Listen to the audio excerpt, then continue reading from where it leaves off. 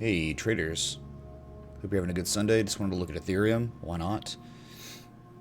We are in an uptrend. This is log scale, Coinbase chart, daily time scale, and we're in an uptrend, right? We've been in an uptrend for all of 2019, which is awesome. But something happened, when we did hit the top of the channel, right? 1, 2, 3 anchor points.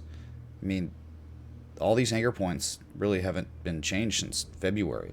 And so when we hit the top, though, we came right to the bottom very fast. And Bitcoin had a lot to do with that. So just looking at this, there's no real way you can chart this exponential growth, December 15th, whatever, $81, $82, all the way up to $362 in less than around 6 months or whatever. Okay, that's when log scale plays its role pretty well here and beautifully. Now, if you don't know, you can use Fibonacci and log scale now, which is amazing. All right, so let's go from the high point to low point to see it, how far we've come from our previous major swing high. 38% on the dot. I mean, that's right there, man. That's targets we've had for, since we created a bottom. Okay, and so that's it. 365 to 542 is your golden zone. We weren't even messing with this major swing high for Fibonacci. It's just because, dude, this is such a major one. You can see it's so discernible. When you see these really discernible swing highs, you just go with those, the previous one. All right, and so if you did go from the swing high to low, where did we get? We didn't even make a 23% retrace, okay, which was like 395, which just shows you the difference in Bitcoin performance to Ethereum's for the year of 2019, where we know Bitcoin had made a 62+% retrace from its all-time highs, and this made not even 23% from its all-time highs. Wow. So big winner's been Coinbase of the major, well, I guess top 5, top 10. I don't know, Binance killed it too. A couple like EOS was good, but EOS didn't hold on to those gains really at all, especially after that meeting, that presentation they had. That was the top for EOS, and it's just been real bad. So maybe if we can rally here, being at the bottom of the upsloping channel, maybe, being at the, critical supports from October of 2018, maybe we can rally to higher highs, but this is definitely a regular, right? That's pretty bearish price action, ease of movement. So what we need to do to see, like in the short term, where we could go, we got to get out of log scale. We got to go to a faster time scale. Okay, so back to linear, since we're in the short term, it's fine. I'm going to take this off because you don't even need to see it on the 4-hour. Okay, so all that's happening right now is you're in a downtrend until further notice, until you can break the two downsloping touch points to give us the trend line around 250. The trend cannot continue on. The uptrend cannot continue. So it did look like on the daily more like a bear flag, right?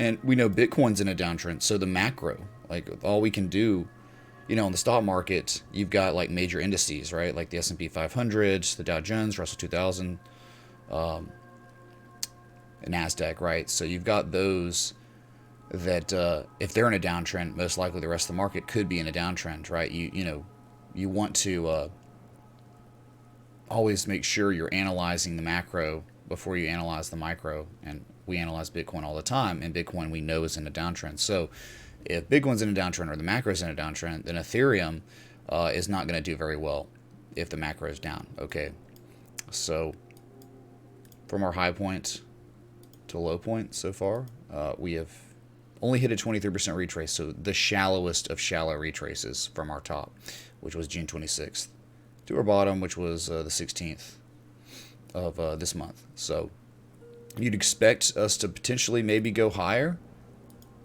because we know the golden zone's between 257 and 298, 300, whatever. But if Bitcoin can't hold on, then, well, where Ethereum's going to go to. Could come right back down to 180 or 190 again to test it. Okay. So that's really it, man. We are in a downtrend until further notice, a shorter term downtrend, even though we do know we're at the bottom of the uptrend. The uptrend in log scale. So this after a move like that, it does seem like, you know, you say you sell off and you make these higher lows, higher highs, but they're not even coming close to threatening the previous highs. That looks like it could be a potential bear pull, bear flag. But as it stands now, you're still making higher lows than your previous lows until you're not. Okay. And you really, really do not want to fall below $188 or so. That's just critical areas. And it can be very bad, right? It's strong support, right? Multiple touches. But after that, yeah, you've got like one. I mean, think about it. Hey, if you fall below 188, you're going down pretty fast to 155, 156. Okay. So at that point, you've fallen out of the uptrend, and everything could be changing, right? The whole trend could be changing and reversing if you break this. So I guess we could look at Bitcoin real quick. Oops, sorry.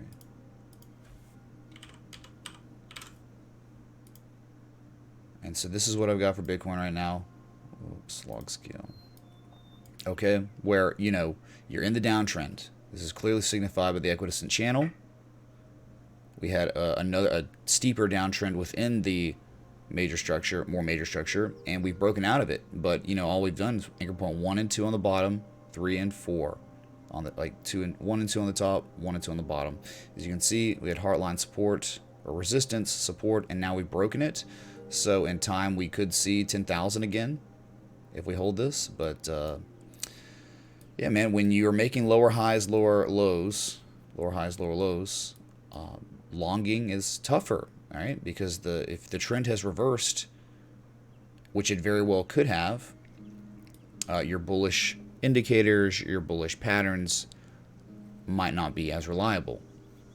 And as it stands from the high point to low point, we hit a 50% retrace before tweezer topping, and we've done nothing but sold off since then.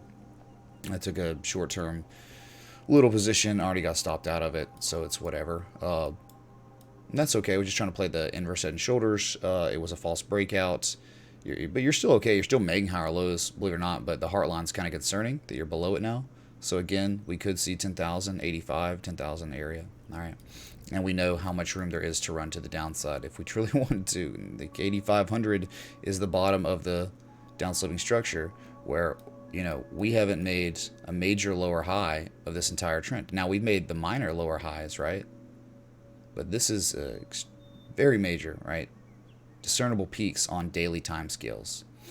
All right. And it was a huge cipher pattern that ushered it in, just like we had the Gartley that ushered in the huge trend reversal. We had an even larger cipher ushering a potential downtrend, at least for the short term, or until we break the downsloping resistance of this equidistant channel, which is at this point around 12,000 or so. Okay, just depends on when you get there because it's a moving target. So the macro is technically in a downtrend. Ethereum is in a downtrend as well with the macro.